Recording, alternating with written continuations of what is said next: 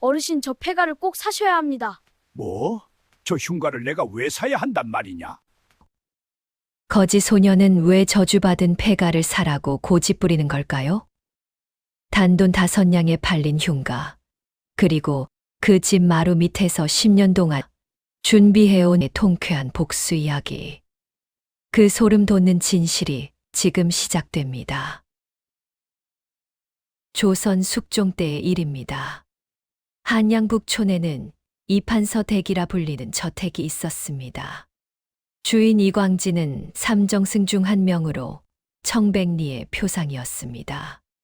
그는 평생 단 한 푼의 뇌물도 받지 않았고 백성들의 부담을 덜어주기 위해 애썼던 인물이었습니다.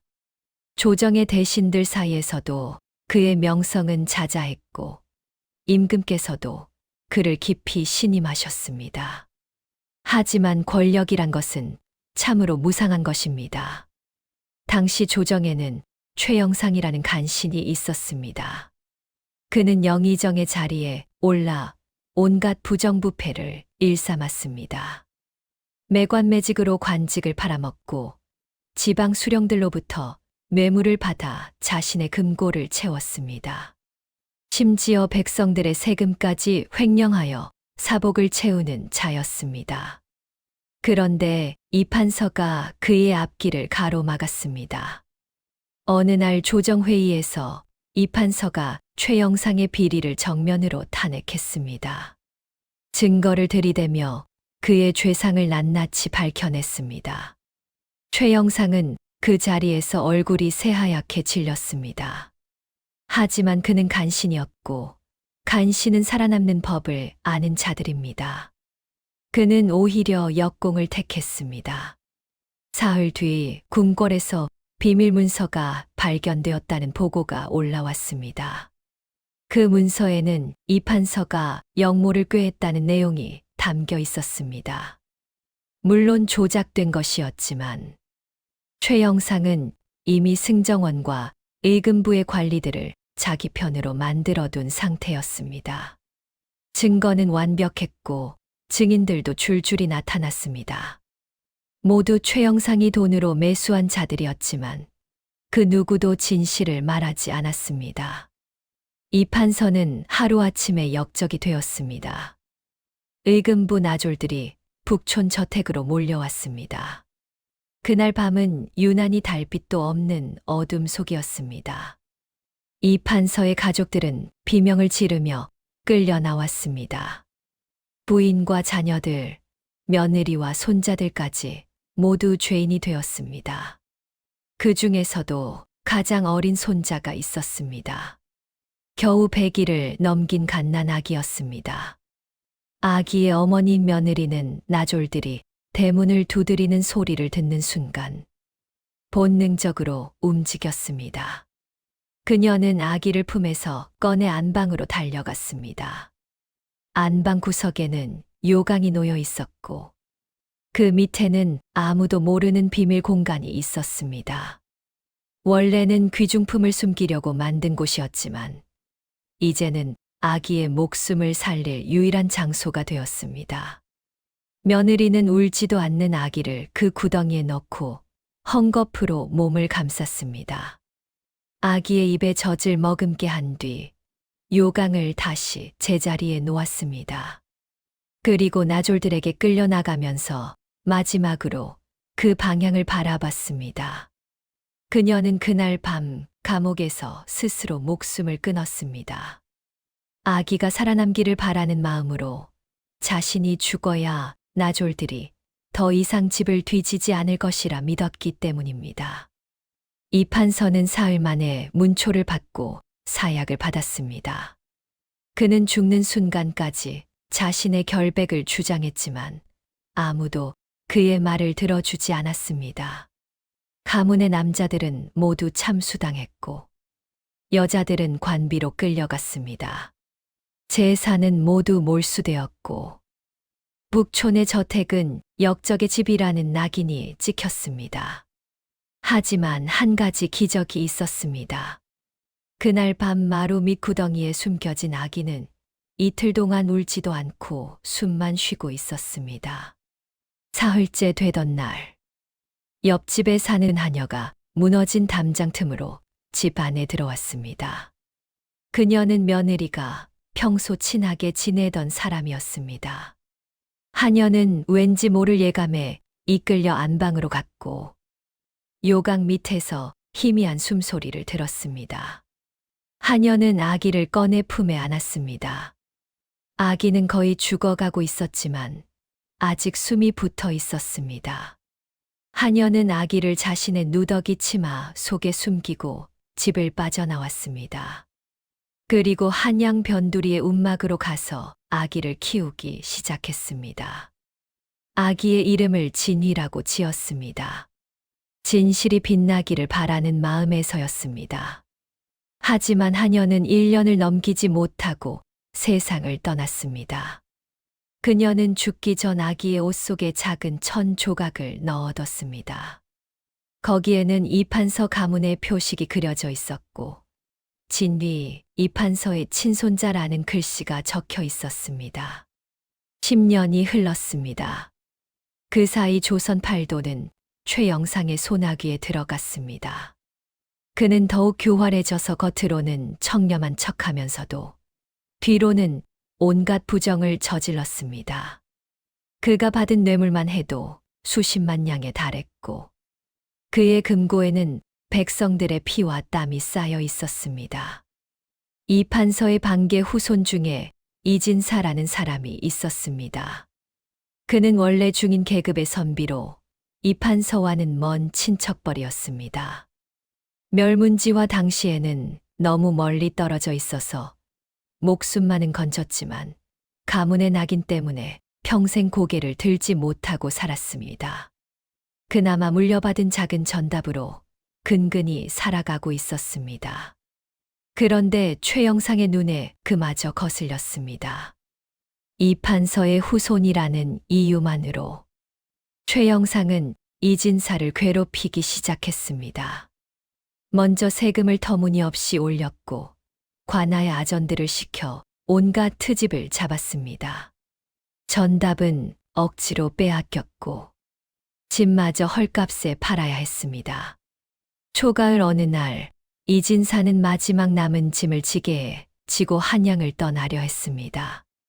갈 곳도 없었지만 일단 이곳을 벗어나야 살 수 있을 것 같았습니다. 그는 남대문 시장통을 지나가고 있었습니다. 장터는 사람들로 붐볐고 온갖 물건들이 거래되고 있었습니다. 그때 한 아이가 이진사의 앞을 가로막았습니다.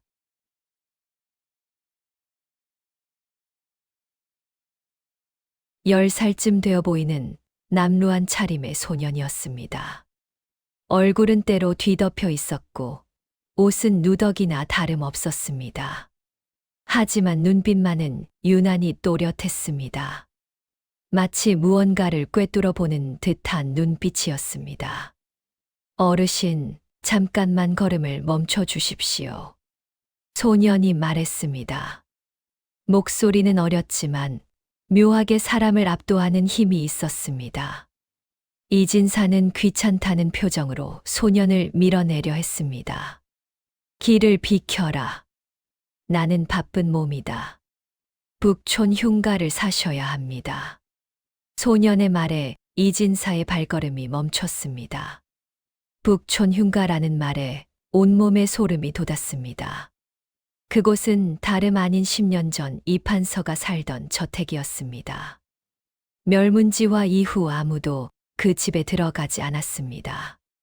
역적의 집이라는 낙인도 있었지만 밤마다 귀신이 나타난다는 소문 때문이었습니다. 무슨 헛소리냐? 그 집은 귀신이 들끓는 흉가라며 아무도 거들떠보지 않는 곳이다. 맞습니다. 하지만 그곳을 사셔야 가문이 삽니다. 소녀는 한 발짝 더 다가왔습니다. 그리고 작은 목소리로 속삭였습니다. 조상들의 원혼이 그곳에서 떠돌고 있습니다. 그분들이 억울함을 풀기 전에는 이 가문에 평화가 없을 것입니다. 이진사는 아이의 말이 황당했지만 묘하게 마음이 흔들렸습니다. 그 눈빛이 거짓을 말하는 것 같지 않았기 때문입니다. 하지만 현실적으로 불가능한 일이었습니다. 아이야, 나는 지금 한 푼도 없다. 설령 그 집을 사고 싶어도 살 수가 없다. 지금 그 집은 단돈 5냥이면 살 수 있습니다. 소년이 품에서 작은 주머니를 꺼냈습니다. 그 안에는 정확히 5냥어치의 엽전이 들어 있었습니다. 이걸로 사십시오. 제가 10년 동안 구걸해서 모은 돈입니다.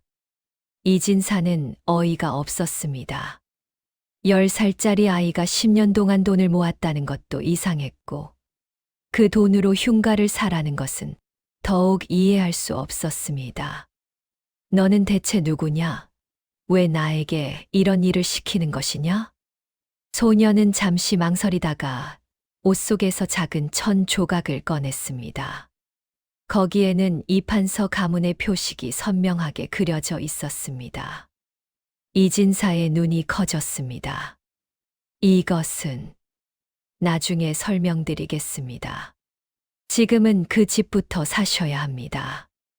오늘이 마지막 기회입니다. 소년의 다급함에 이진사는 결국 고개를 끄덕였습니다. 알 수 없는 힘에 이끌려 그는 소년을 따라 관아로 향했습니다. 관아에서는 마침 북촌 흉가를 헐값에 처분하려는 공고가 붙어 있었습니다.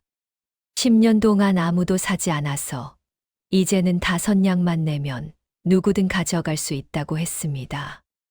이진사는 떨리는 손으로 문서에 도장을 찍었습니다.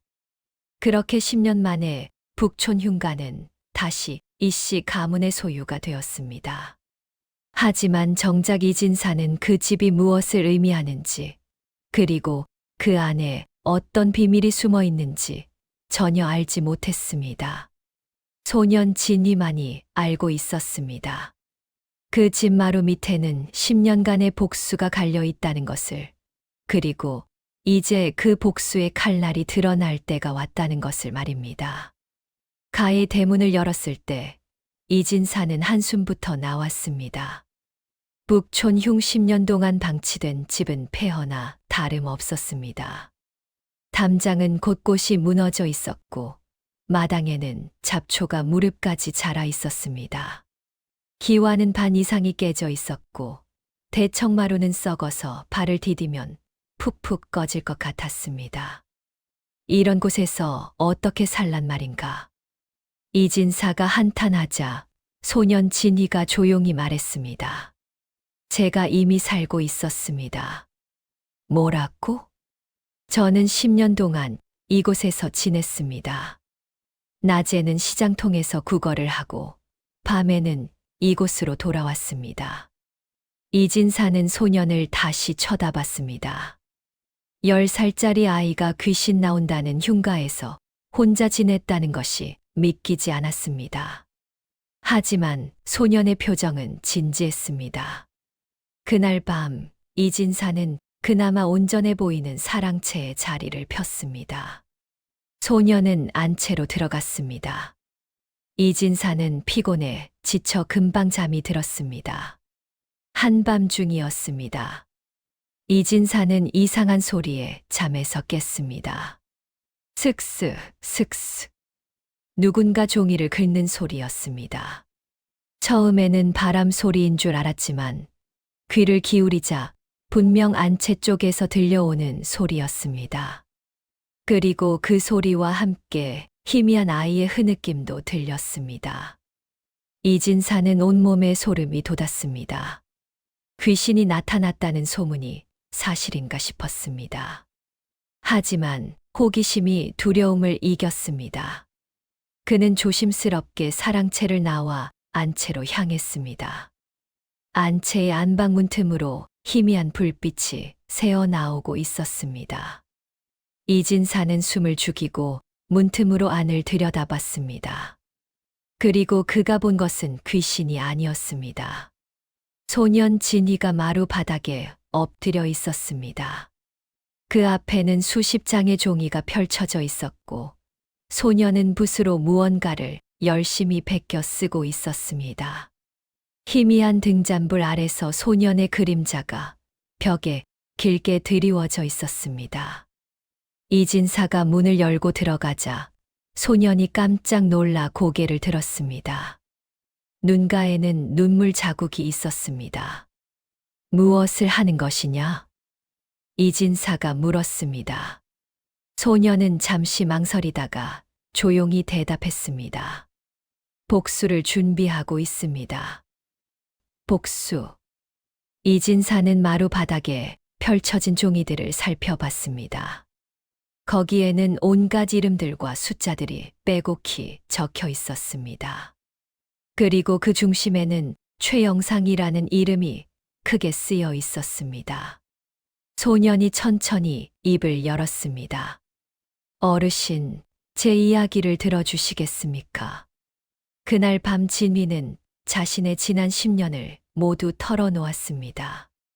멸문지화의 밤, 어머니가 자신을 마루 밑 구덩이에 숨긴 일, 늙은 하녀가 자신을 구해준 일, 그리고 하녀가 죽은 뒤 혼자 살아남기 위해 구걸을 하며 떠돌았던 일들을 말했습니다. 저는 3살이었지만 그날 밤을 또렷이 기억합니다. 할아버님께서 끌려가시는 모습, 아버님께서 참수당하시는 소리, 어머님께서 마지막으로 저를 안아주시던 따뜻함을 모두 기억합니다. 지인이의 목소리는 떨렸지만 눈빛은 흔들리지 않았습니다. 저는 7살이 되던 해부터 계획을 세웠습니다. 구걸을 하면서 최영상의 집 근처를 맴돌았습니다. 그의 집에서 버려지는 쓰레기를 뒤졌습니다. 거기에는 종종 찢어진 서신, 조각들이 있었습니다. 이진사는 숨을 죽이고 들었습니다.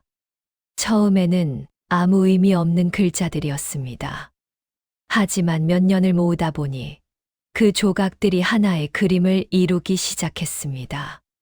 최영상이 관직을 팔아먹은 기록, 지방 수령들에게서 받은 뇌물 목록, 횡령한 세금의 액수들이 조각조각 모습을 드러냈습니다. 소녀는 마루 밑으로 손을 뻗었습니다. 그리고 느슨한 마루판 하나를 들어 올렸습니다.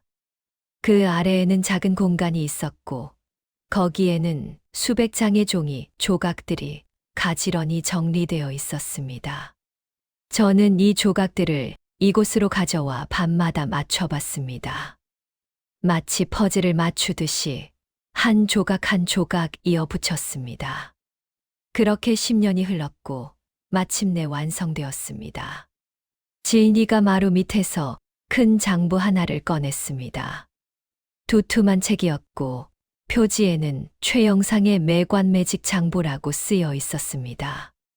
이진사는 떨리는 손으로 그 장부를 받아들었습니다. 첫 장을 넘기자 거기에는 최영상이 관직을 팔아먹은 기록이 날짜별로 정리되어 있었습니다. 누구에게 얼마를 받고 어떤 관직을 주었는지가 상세히 적혀 있었습니다. 이것이 정말 모두 사실이냐? 네. 제가 직접 모은 서신 조각들을 바탕으로 복원한 것입니다. 여기 적힌 모든 내용은 최영상의 친필로 쓰인 문서에서 나온 것입니다. 이진사는 장부를 넘기며 점점 더 경악했습니다. 최영상이 저지른 비리의 규모가 상상을 초월했기 때문입니다.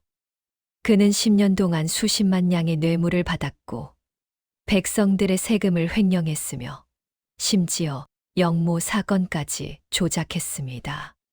하지만 이것만으로는 부족합니다.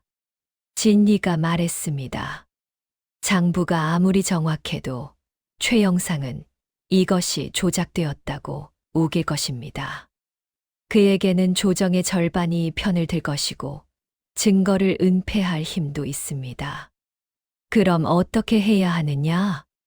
결정적인 증거가 하나 더 필요합니다. 최영상이 숨겨둔 금고를 찾아야 합니다.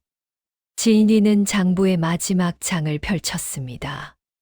거기에는 하나의 지도가 그려져 있었습니다. 저는 국어를 하면서 최영상 댁의 하인들과 친해졌습니다. 그들에게서 조금씩 정보를 얻어냈습니다. 최영상에게는 비밀 금고가 있고 그곳에 모든 증거와 금은보화를 숨겨뒀다는 것을 알아냈습니다. 지도를 자세히 보니 최영상의 저택 뒤편 후원에 있는 연못이 표시되어 있었습니다. 그리고 그 연못 밑에 비밀 통로가 있다는 표시가 되어 있었습니다. 하지만 그곳에 어떻게 들어간단 말이냐? 최영상의 집은 삼엄하게 경비되고 있지 않느냐? 방법이 있습니다. 진희가 미소를 지었습니다. 10년 동안 복수를 준비해온 소년의 미소였습니다. 다음 날부터 진희와 이진사는 본격적으로 움직이기 시작했습니다. 진희는 여전히 낮에는 구걸을 하는 척하며 최영상의 집 주변을 정찰했습니다. 그리고 밤이 되면 이진사와 함께 마루 밑에 앉아 계획을 다듬었습니다. 한 달이 흘렀습니다. 그 사이 진희는 최영상 댁의 경비 패턴을 완벽히 파악했습니다. 교대 시간, 순찰 경로, 심지어 경비들의 성격까지 모두 알아냈습니다. 그리고 어느 날 밤, 마침내 기회가 왔습니다. 최영상이 궁궐에서 밤늦게까지 회의를 한다는 정보를 입수했습니다. 진희와 이진사는 한밤중에 최영상의 저택 담장을 넘었습니다. 달빛도 없는 캄캄한 밤이었습니다. 두 사람은 후원의 연못으로 향했습니다. 연못 옆에는 작은 정자가 있었고 그 밑에 비밀 통로의 입구가 숨겨져 있었습니다. 진희는 정자의 바닥에서 특정한 돌을 눌렀습니다. 그러자 바닥의 일부가 소리 없이 열렸습니다. 그 아래로 좁은 계단이 이어져 있었습니다.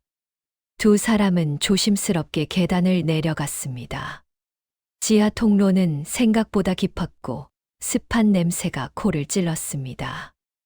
얼마를 걸어가자 앞쪽에 철문이 나타났습니다. 진희는 품에서 작은 열쇠를 꺼냈습니다. 이것은 최영상의 측근 하인에게서 몰래 본떠 만든 것이었습니다. 열쇠를 꽂아 돌리자 철문이 천천히 열렸습니다. 그 안에는 작은 방이 있었습니다. 그리고 그 방에는 수십 개의 괴짝이 쌓여 있었습니다. 괴짝을 열자 안에는 금은보화가 가득했습니다. 하지만 진희가 찾는 것은 그것이 아니었습니다. 방 한쪽 구석에 작은 책상이 있었고 그 위에는 문서들이 놓여 있었습니다. 진희는 그 문서들을 하나하나 살펴봤습니다. 그리고 마침내 찾았습니다. 최영상이 직접 작성한 장부였습니다. 거기에는 뇌물을 준 사람들의 이름과 액수, 그리고 그들의 수결이 찍혀 있었습니다. 이것입니다.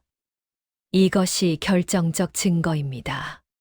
진희가 속삭였습니다. 이진사는 그 장부를 보며 경악했습니다. 최영상이 직접 쓴 친필 장부였고 조작할 여지가 전혀 없는 완벽한 증거였습니다.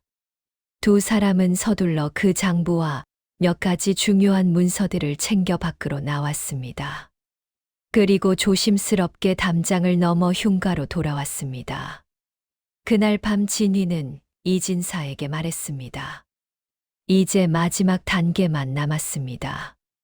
이 증거들을 암행어사께 전해야 합니다. 암행어사, 그런 분이 어디 있느냐? 있습니다. 제가 이미 확인했습니다. 김어사라는 분이 최근 한양에 잠입해 계십니다. 그분은 최영상의 비리를 조사하고 계시지만 결정적 증거가 없어 고심하고 계십니다. 진희는 10년 동안 단순히 증거만 모은 것이 아니었습니다. 조정의 동향도 파악하고 믿을 수 있는 관리가 누구인지도 알아냈습니다. 그리고 마침내 복수의 마지막 퍼즐 조각을 맞출 때가 온 것입니다.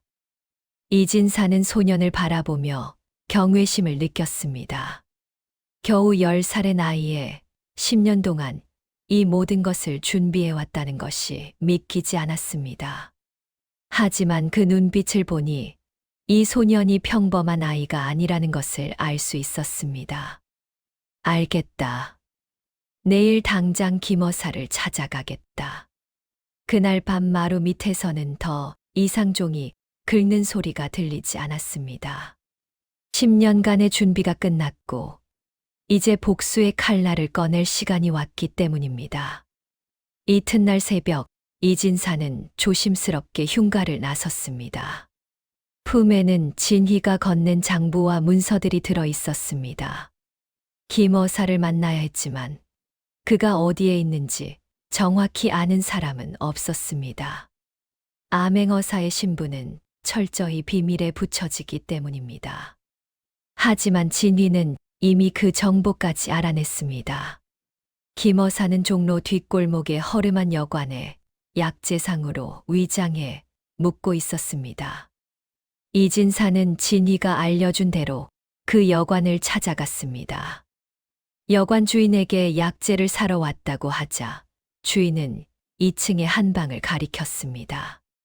이진사가 그 방문을 두드리자 안에서 중년 남자의 목소리가 들렸습니다. 누구시오? 약재를 사러 왔습니다. 특히 10년 묵은 약재가 필요합니다. 이것은 진희가 알려준 암호였습니다. 문이 열리고 수염을 기른 중년 남자가 나타났습니다.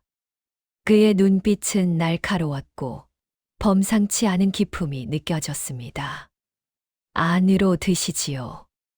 방 안으로 들어가자 김어사는 문을 닫고 주변을 살폈습니다. 그리고 조용히 물었습니다.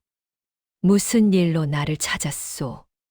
최 영상의 비리를 밝힐 증거를 가지고 왔습니다. 이진사가 품에서 장부를 꺼내자 김어사의 눈빛이 변했습니다. 그는 재빨리 장부를 받아들고 내용을 확인하기 시작했습니다. 첫 장을 넘기자마자 김어사의 손이 떨렸습니다.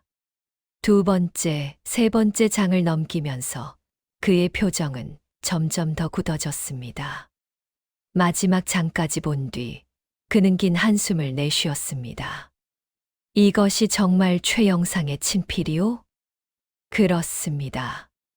이것은 최영상의 비밀 금고에서 가져온 것입니다. 어떻게 이런 것을 구했소? 최영상의 저택은 삼엄하게 경비되고 있는데. 이진사는 진희의 이야기를 들려줬습니다. 10년 동안 거짓 노릇을 하며 증거를 모은 소년의 이야기, 서신 조각들을 맞춰 장부를 복원한 이야기, 그리고 비밀 금고를 찾아낸 이야기를 모두 말했습니다. 김어사는 듣는 내내 침묵했습니다. 이야기가 끝나자 그는 깊은 존경의 눈빛으로 이진사를 바라봤습니다. 그 소년을 만나고 싶소. 데려올 수 있겠소? 이진사가 고개를 끄덕이고 흉가로 돌아갔습니다. 하지만 진희는 이미 모든 것을 예상했다는 듯 준비를 마친 상태였습니다. 그는 깨끗이 씻고 단정한 옷으로 갈아입어 있었습니다. 비록 남루한 옷이었지만 때를 벗어내니 소년의 본 모습이 드러났습니다. 반듯한 이목구비와 또렷한 눈빛은 명문 양반가의 후손임을 증명했습니다. 두 사람이 여관으로 돌아오자 김어사는 진희를 한참 동안 바라봤습니다. 그리고 천천히 물었습니다. 내가 바로 10년 동안 복수를 준비한 그 소년이냐? 그렇습니다. 진희는 담담하게 대답했습니다. 김어사는 소년의 눈을 들여다봤습니다. 그 눈에는 10년간의 고통과 인내가 담겨 있었지만 동시에 흔들리지 않는 결연함도 있었습니다. 참으로 대단하구나. 10살의 나이에 이런 일을 해냈다니. 아닙니다.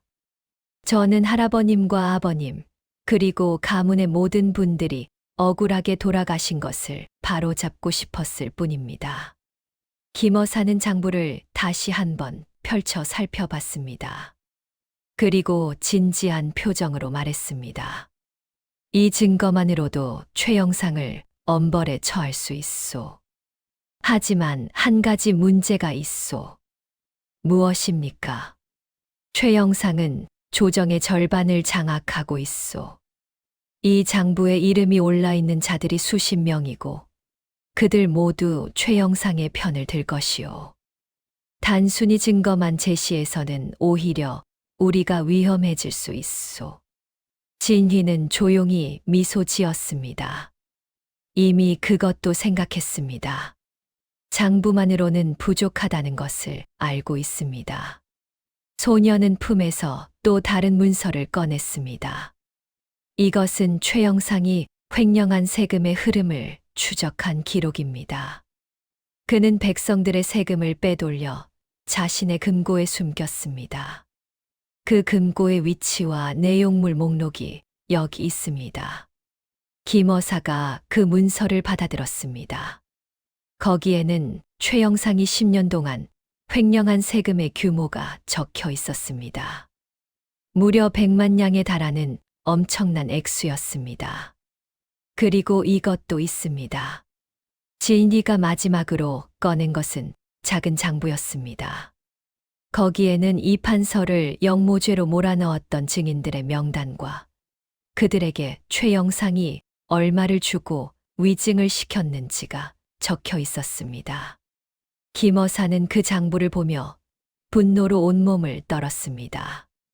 이것이 정말 이 판서께서 억울하게 돌아가신 증거란 말이냐?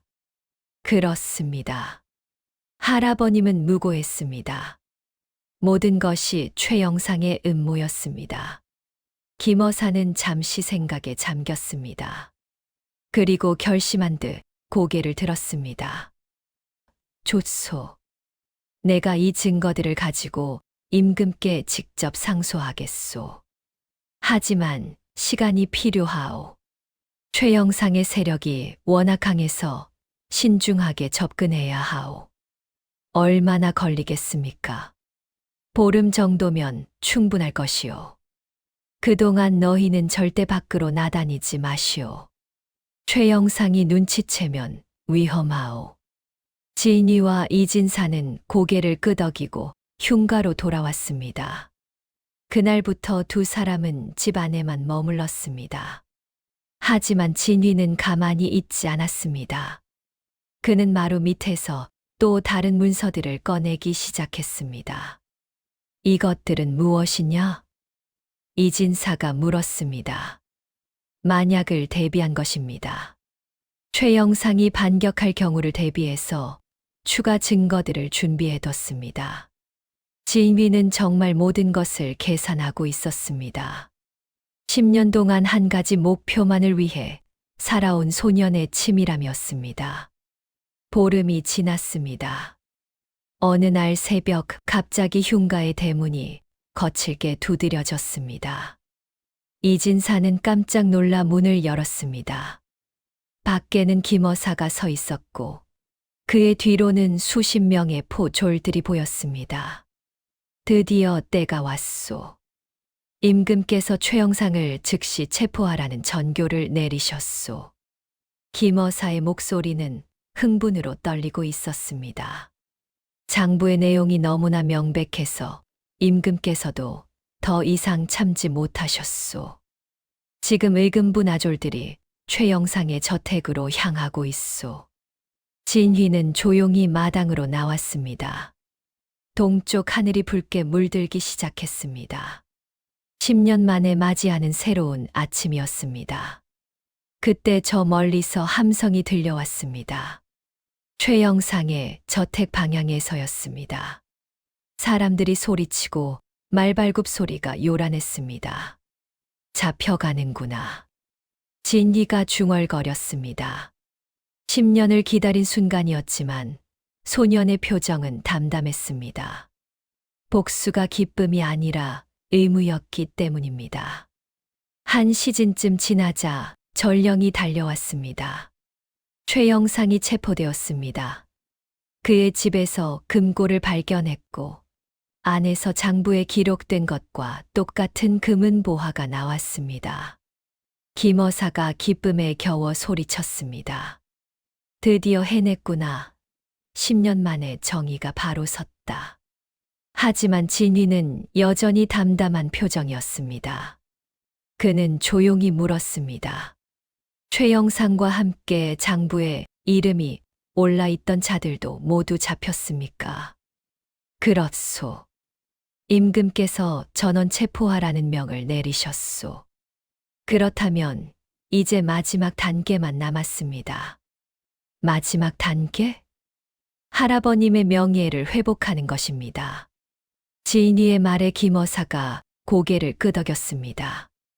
그것은 내가 직접 임금께 아뢰겠소.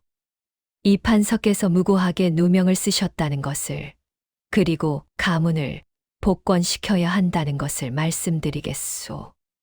사흘 뒤 궁궐에서 전교가 내려왔습니다. 이 판서의 누명을 벗기고 가문을 복권시킨다는 내용이었습니다. 동시에 최영상과 그의 일당들은 모두 참수형에 처한다는 명령도 함께 내려졌습니다. 지인이는 그 소식을 듣고도 표정 하나 변하지 않았습니다. 다만 조용히 마루 밑으로 가서 10년 동안 자신과 함께했던 그 좁은 공간을 바라봤습니다. 거기에는 수없이 긁어쓴 종이, 조각들의 흔적이 남아 있었습니다. 할아버님, 아버님, 어머님, 이제 편히 쉬십시오. 소년의 눈에서 처음으로 눈물이 흘러내렸습니다. 10년 동안 참았던 눈물이었습니다. 복수가 끝났기 때문에 흘리는 눈물이 아니라 이제야 비로소 슬퍼할 수 있게 되었기 때문에 흘리는 눈물이었습니다. 샴마루 및 10년 제4부 결지. 최영상의 처형일은 온 한양이 떠들썩했습니다. 10년 동안 조정을 농단했던 간신이 마침내 응분의 벌을 받는 날이었기 때문입니다. 저작거리에는 사람들이 구름처럼 모여들었고 누구나 최영상의 최후를 보고 싶어 했습니다. 형장에 끌려 나온 최영상은 이미 초췌한 모습이었습니다. 며칠간의 문초로 몸도 마음도 망가진 상태였습니다. 그의 눈은 허공을 헤매고 있었고 한때 조정을 주무르던 그 위엄은 찾아볼 수 없었습니다. 집행관이 죄목을 읽어 내려갔습니다. 매관매직, 뇌물수수, 세금 횡령, 무고한 사람을 영모로 몰아 죽인 죄. 죄목을 읽는 것만 해도 한 십경이 넘게 걸렸습니다. 사람들은 그 긴 죄목을 들으며 분노했습니다. 칼이 번쩍이고 최영상의 목이 땅에 떨어졌습니다. 군중들 사이에서 함성이 터져 나왔습니다. 하지만 진위는 그 자리에 없었습니다. 그는 흉가의 마루에 조용히 앉아 있었습니다. 이진사가 형장에서 돌아와 말했습니다. 최영상이 처형되었다. 그리고 그의 일당들도 모두 벌을 받았다. 이제 모든 것이 끝났다. 진위는 고개를 끄덕였습니다. 하지만 그의 표정에는 기쁨이 없었습니다. 오히려 허전함 같은 것이 느껴졌습니다. 10년을 준비해온 일이 끝나니 허전하구나. 이진사가 소년의 어깨에 손을 얹었습니다. 이제 내가 할 일은 끝났다. 앞으로는 편히 살아가거라. 그때 대문 밖에서 시끄러운 소리가 들렸습니다. 문을 열어보니 수십 명의 사람들이 대문 앞에 서 있었습니다. 관복을 입은 관리들과 예조의 관원들이었습니다. 그들의 선두에 선 노인이 앞으로 나섰습니다. 그는 이 판서와 함께 조정에서 일했던 동료 대신이었습니다. 지인이 도련님을 뵙고자 왔습니다. 노인은 깊이 허리를 숙였습니다. 그의 뒤에 있던 관리들도 모두 절을 올렸습니다. 이 판서 어른께서는 조선 최고의 청렴한 신하셨습니다. 그분의 억울함이 풀린 것은 모두 도련님 덕분입니다. 온 조정이 도련님께 감사드립니다. 진귀는 황급히 그들을 일으켰습니다. 아닙니다. 저는 다만 할아버님의 명예를 지키고 싶었을 뿐입니다. 노인이 품에서 문서 하나를 꺼냈습니다. 임금께서 전교를 내리셨습니다. 이 판서 어른의 가문을 완전히 복권시키고 몰수했던 모든 재산을 돌려드린다고 하셨습니다. 그리고 도련님을 가문의 적손으로 인정한다는 교지도 함께 내리셨습니다. 이진사가 기뻐하며 말했습니다. 들었느냐, 진휘야. 이제 너는 정식으로 이판서 가문의 후손으로 인정받은 것이다. 하지만 진휘의 표정은 여전히 담담했습니다. 노인이 계속해서 말했습니다. 그리고 임금께서는 도련님께 벼슬을 내리고자 하십니다. 비록 어리지만 10년 동안 보여준 지혜와 인내를 높이 사셔서 특별히 관직을 주시겠다고 하셨습니다. 관리들 사이에서 찬탄의 목소리가 흘러나왔습니다. 10살의 나이에 벼슬을 받는다는 것은 전례 없는 일이었습니다. 하지만 진휘는 고개를 저었습니다. 감사하지만 사양하겠습니다. 모두가 놀란 표정을 지었습니다. 이진사도 당황하며 물었습니다. 무슨 말이냐? 임금께서 주시는 벼슬을 사양한다니. 진휘는 차분하게 대답했습니다. 저는 10년 동안 마루 밑 어둠 속에서 살았습니다. 그곳에서 저는 많은 것을 배웠습니다. 백성들의 고통을, 권력의 무서움을, 그리고 진실을 밝히는 것이 얼마나 어려운지를 알게 되었습니다. 소년의 목소리는 나이에 비해 너무나 성숙했습니다. 저는 이제 대궐의 높은 자리가 아니라 백성들 가까이에서 그들의 목소리를 듣고 싶습니다. 할아버님께서 평생 추구하셨던 청백리의 길을 따르고 싶습니다. 노인은 진휘를 한참 동안 바라봤습니다. 그리고 천천히 고개를 끄덕였습니다. 과연 이판서 어른의 손자이십니다. 그 뜻을 존중하겠습니다. 하지만 언제든지 마음이 바뀌면 조정의 문은 도련님을 위해 열려 있을 것입니다. 관리들이 물러가고 마침내 조용해졌습니다.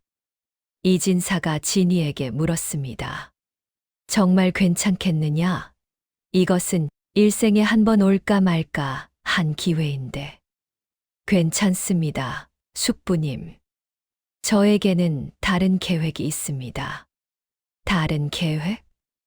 진휘는 흉가의 마당을 천천히 둘러봤습니다. 10년 동안 폐허로 방치되었던 이곳, 하지만 이제는 새로운 의미를 가진 곳이었습니다. 이 집을 바꾸고 싶습니다. 부모를 잃은 아이들을 위한 곳으로 만들고 싶습니다. 아이들을? 네. 저처럼 의지할 곳 없는 아이들에게 배움의 기회를 주고 따뜻한 밥 한 끼를 먹일 수 있는 곳으로 만들고 싶습니다. 할아버님께서도 그것을 원하셨을 것입니다. 이진사의 눈시울이 붉어졌습니다. 소년의 마음이 얼마나 깊고 넓은지 새삼 깨달았기 때문입니다. 좋다. 내가 도와주마.